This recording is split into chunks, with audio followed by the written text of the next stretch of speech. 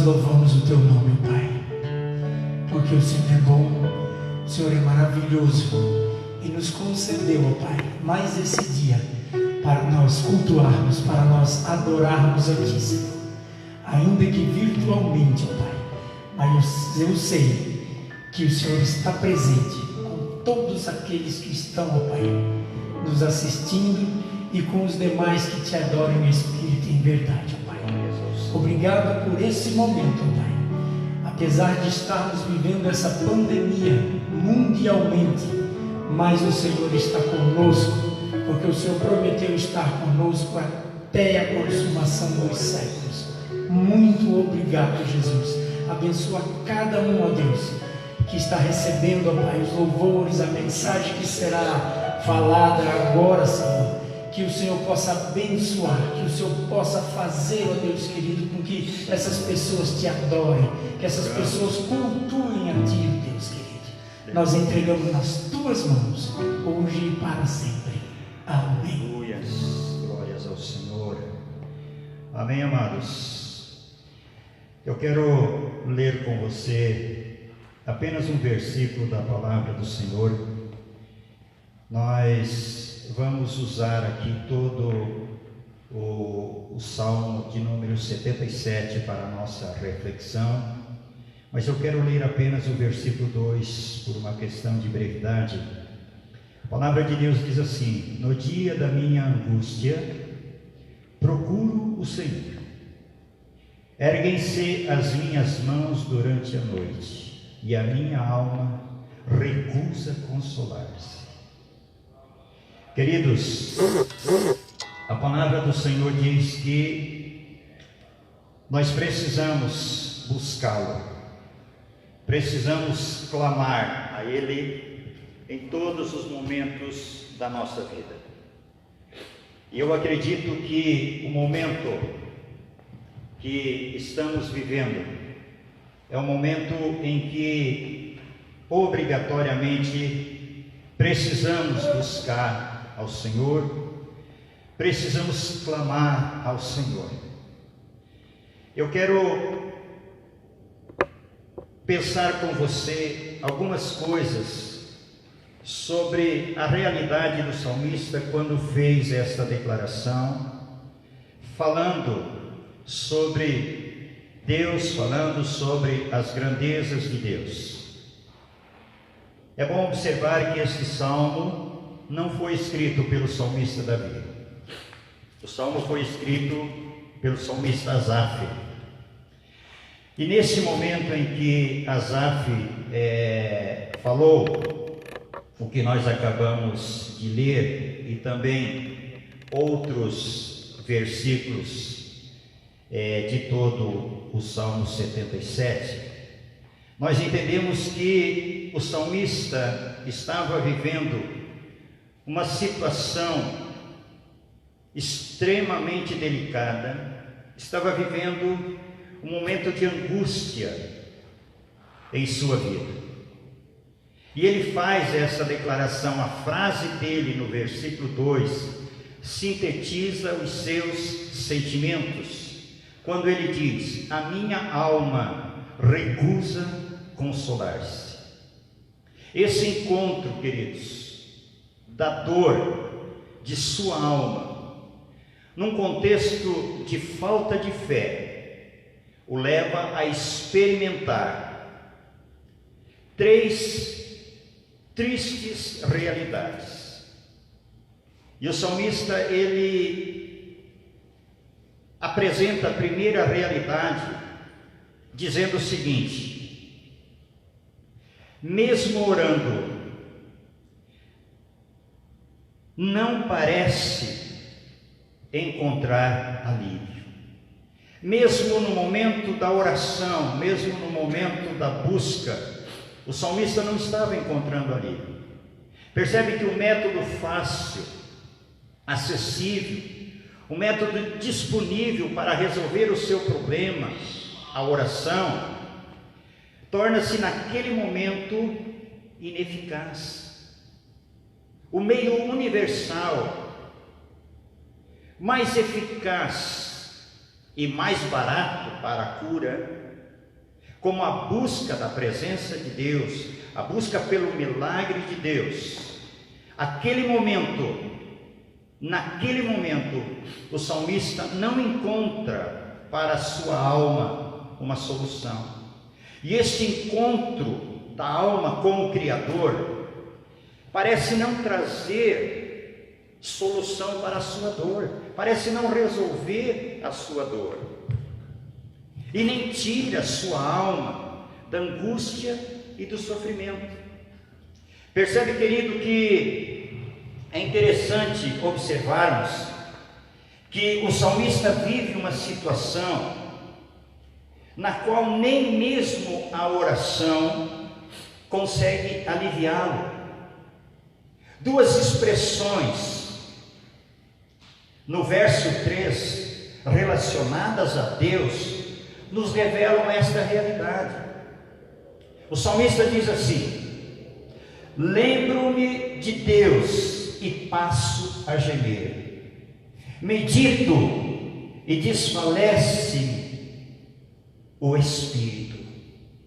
Então, este momento em que o salmista busca resolver o seu problema, ele não encontra em Deus a solução, não porque Deus falhara, mas porque ele próprio não estava administrando os seus conflitos. E existem momentos que nós não conseguimos entender os nossos próprios conflitos. Eu penso que eu não vou terminar essa reflexão hoje, por ser extremamente importante, relevante para uma reflexão a longo prazo. Então eu quero pensar com você algumas coisas, mas possivelmente no próximo encontro nosso estaremos refletindo mais um pouco sobre este assunto, quando nós mesmos não entendemos os nossos conflitos. A segunda realidade que o salmista encontra nesse momento em que o salmo é escrito é a insônia. Ele enfrenta um sério problema, ele não consegue dormir. O verso 4 nos mostra que a noite se tornara para o salmista uma experiência de sofrimento, uma experiência de muita dor, e era uma dor infalível, era uma dor inevitável naquele momento. Pesadelos, desassossego da alma, angústias e problemas vêm à tona naquele momento, e esses pesadelos e essas aflições sem fim duram a noite toda e fazem com que o salmista entre num problema muito sério. Por quê? Porque ele não consegue administrar esses problemas, e a noite se torna então demasiadamente angustiante, se torna cansativa. Aquele hormônio chamado melatonina não é produzido pelo seu organismo, e ele não consegue conciliar o sono, e a noite torna-se desagradável. A terceira realidade que o salmista enfrenta é dificuldade de desabafar. Os conceitos não conseguem ser traduzidos em meio ao sofrimento. E o silêncio, queridos, parece não ser a solução. Ele não consegue verbalizar, ele não consegue expressar, mas esse silêncio não traz a solução.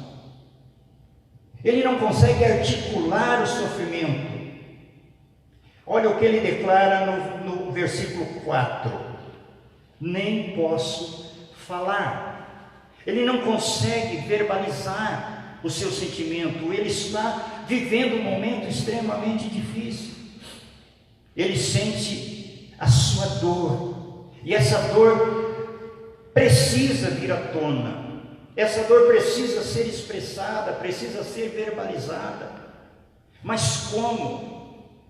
Pois mesmo se transformando em uma realidade, ela torna-se inexpressiva, em uma realidade inexprimível. No momento em que esta aflição, ela começa a inquietar o salmista, e ela torna-se tão grande, que o salmista então procura resolver a situação, e ele procura algumas alternativas comuns que de repente nós costumeiramente usamos para trazer alívio aos nossos conflitos, à nossa dor. E a primeira alternativa que eu quero considerar com você é viver o passado. Foi exatamente esta a realidade do salmista. O versículo 5, ele diz assim, ou no versículo 5: penso nos dias de outrora.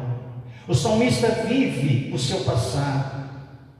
Amados, viver o passado nos tira do foco, nos tira a capacidade de confrontar as nossas situações, os nossos conflitos, as nossas angústias.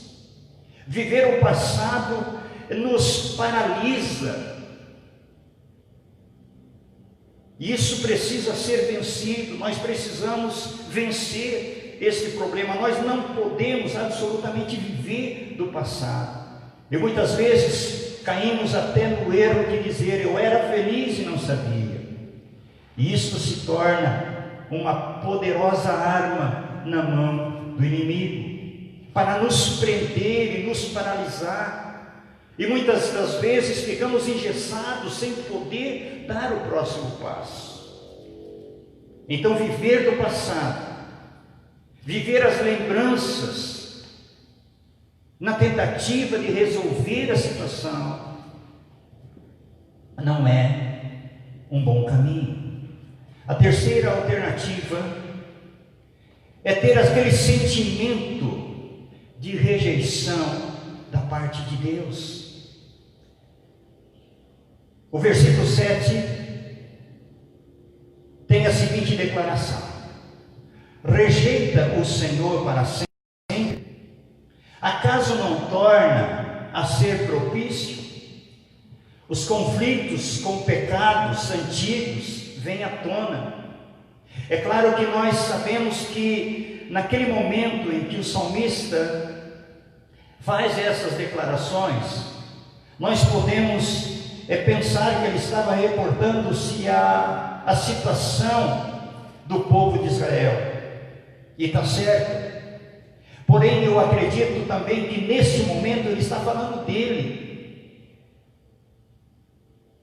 E este sentimento de rejeição por parte de Deus muitas vezes nos leva a questionar até o caráter de Deus, até a misericórdia de Deus.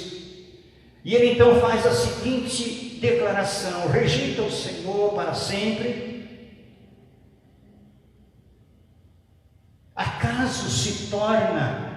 Acaso não torna a ser propício? Esses conflitos, queridos, essas inquietações com passados antigos, também nos paralisam. E muitas vezes até falamos: será que não estou pagando? Será que não estou sofrendo por causa daquilo que fiz? A experiência do sangue que redime, do sangue que perdoa, do sangue que cura, parece estar distante. Parece que nós, nos dias atuais, esquecemos. Parece que a nossa alma cauterizou e esquecemos da misericórdia e da graça de Deus. Ficamos sem alternativas, muitas das vezes. Ficamos com esse conceito errado.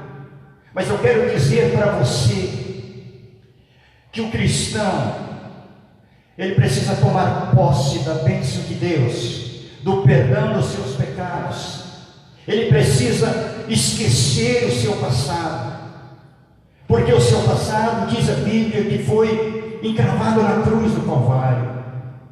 É claro que precisamos avaliar e entender que o passado que foi para a cruz foi um passado confessado, reconhecimento de erro,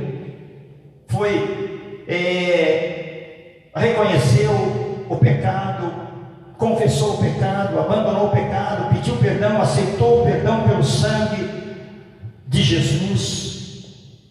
O cristão precisa tomar posse do perdão no sangue de Jesus. O cristão precisa tomar posse da bênção que nos está garantida pela cruz. Culpas por pecados antigos. Muitas vezes eu acredito que o salmista estava de repente vivendo uma situação semelhante. Culpa por pecados antigos voltaram a perturbar e muitas vezes voltam a nos perturbar. Pensamentos como: Deus está me punindo pelos meus erros, ou é consequência dos meus pecados isso que estou sofrendo. Normalmente surgem, queridos, nesse contexto, tais pensamentos. Mas nós precisamos entender que um Deus tão amoroso quanto nós, um Deus de misericórdia, um Deus que abriu mão daquilo que Ele tinha de especial. A Bíblia diz que Ele deu seu Filho unigênito, para que todo aquele que nele crê não pereça, mas tenha vida eterna. Um Deus que permitiu seu Filho ir para a cruz, para pagar o preço dos nossos pecados. Agora, esses pecados confessados, esses pecados que reconhecemos ser pecados, confessamos ao Senhor, recebemos por fé o perdão, fomos perdoados. Será que Deus nos castigaria por tais pecados já confessados e abandonados e sobretudo pagos na cruz do Calvário? Acredito que estamos errados com esse pensamento. Acredito que precisamos tomar posse, acreditar no sacrifício da cruz, no perdão pelo sangue de Jesus. Precisamos tomar posse da bênção que está garantida pelo sacrifício de Jesus Cristo na cruz do Calvário. Então, essa alternativa, esse sentimento de rejeição, não é de Deus, não procede. Precisamos entender que a experiência do sangue que redime precisa estar viva em nossa mente. Precisamos tomar posse. Eu quero continuar pensando com você sobre esse assunto no próximo encontro nosso. Eu não vou encerrar agora, porque eu quero ainda pensar mais algumas coisas dentro deste salmo, dentro deste assunto. Quando nós mesmos não entendemos os nossos conflitos, e estamos vivendo dias que de repente os problemas são demasiadamente grandes. Estamos vivendo dias perturbadores, mas eu quero que você entenda que o Deus, o Todo-Poderoso, Ele era, é e continuará sendo o Deus sobre todas as coisas. Ele te ama, Ele quer dar a você uma nova oportunidade. Ouça o que o Espírito Santo está falando com você nesta hora. Ouça o que o Espírito Santo quer te revelar nesta hora. Ele quer dar a você a bênção da paz, a bênção da certeza de que Ele está do teu lado. Ele jamais te condenará. O que Deus faz por você é te perdoar. Ele te ama. Não permita que os conflitos existenciais perturbem a tua mente e o teu coração. Tome posse da bênção de Deus. Tome posse da palavra de Deus. Quando você não conseguir conciliar o teu sono, entenda que de repente Deus quer falar com você. mas sobretudo você precisa tomar posse da bênção e dizer, como disse o salmista: em paz me deito e logo pego no sono, porque só tu me fazes dormir em segurança, porque só tu me fazes repousar em segurança. Tome posse. Eu quero orar por você. Logo após a oração, nós vamos encerrar a nossa transmissão. Esse culto aqui é online e com mais um cântico, mas agora eu quero que você, onde você estiver agora, eu quero que você entregue ao Senhor a tua vida. A Bíblia diz no Salmo 37, entrega o teu caminho ao Senhor, confia nele e o mais ele tudo fará.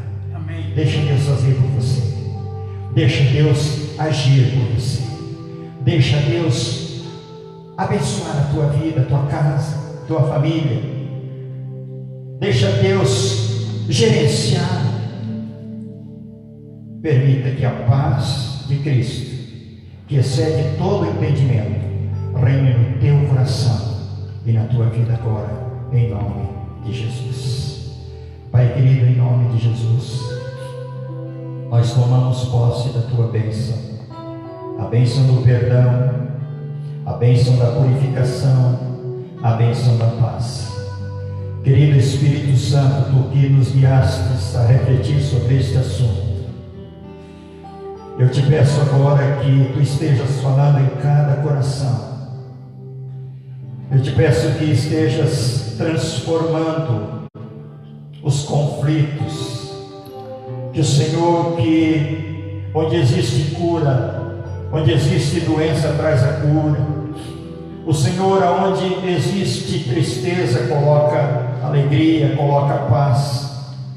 Eu oro para que a tua bênção se estabeleça na vida de cada um de nós e que possamos desfrutar a cada dia do teu amor e da tua graça, que possamos tomar posse da tua bênção, que possamos, Senhor Deus, acreditar no teu poder que é sobrenatural. Eu quero abençoar cada vida que está nos assistindo, cada irmão que está em sua casa, cada irmã, cada pessoa. E eu oro para que esta palavra, meu Deus, não tenha de nossa parte nenhum esforço para produzir resultados, mas que esta palavra, por ser a tua palavra, possa produzir o resultado que o Senhor espera, possa transformar.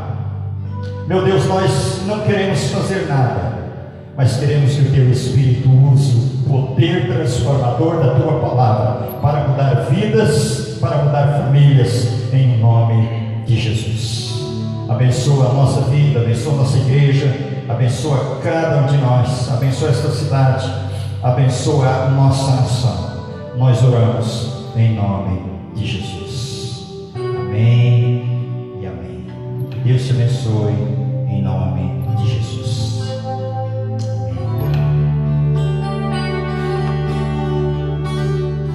Teus olhos revelam-me,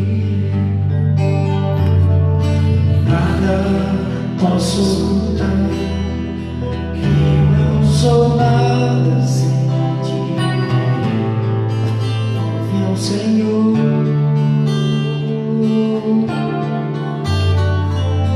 tu sabes de mim, quando sondas meu coração, eis que tudo pode.